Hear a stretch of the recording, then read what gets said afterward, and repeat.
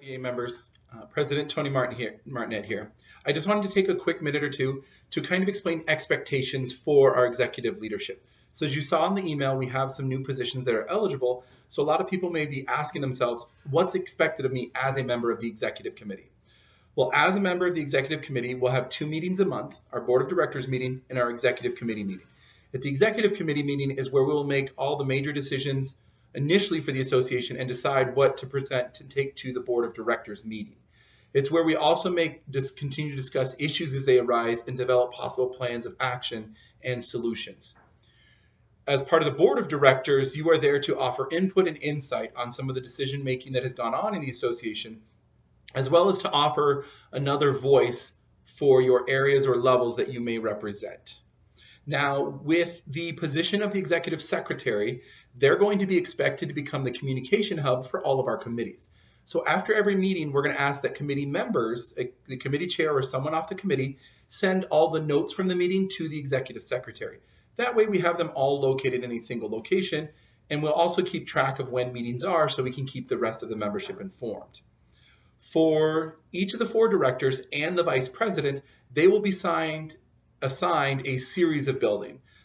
So for example, perhaps the vice president will be assigned New Tech and CTE, and then a middle school, and probably 4 to 5 elementary schools. As you can tell, we haven't worked out the exact numbers just yet. The expectation then is the vice president is communicating with the building reps of each of those buildings. And the same will be true for each of our directors. They'll be assigned a series of those buildings to have, or work sites, to have communications with on a monthly basis. That way we're supporting our building reps, we're getting more information to flow back and forth between the association, and we can start really working to develop all of our members' knowledge of the association. The idea would be if a building rep has a question that doesn't need an immediate answer, they may send that on to the executive member to which they are assigned. The executive member then will be able to answer. It allows me as the president to work with our executive leadership to really increase their knowledge of the overall functioning of the association.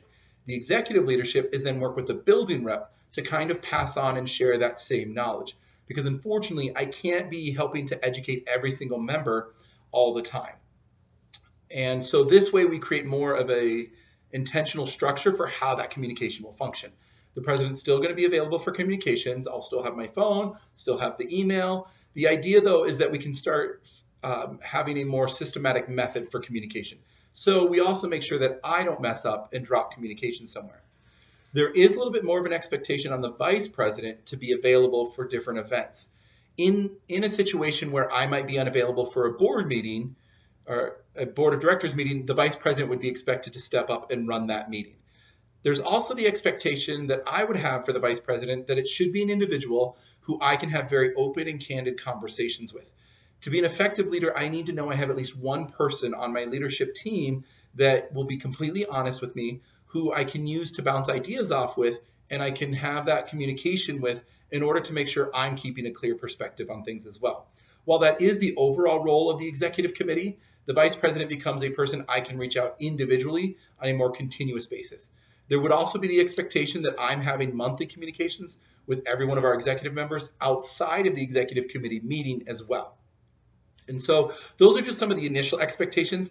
All of this will be refined further this summer at our executive leadership retreat. The date for that will be determined once we know who are the members of our executive committee. So if you're interested in learning more, this doesn't answer all the questions you have, feel free to reach out and let me know. Otherwise, the email that you received this video link on has the details for how to nominate yourself or someone for one of these executive positions.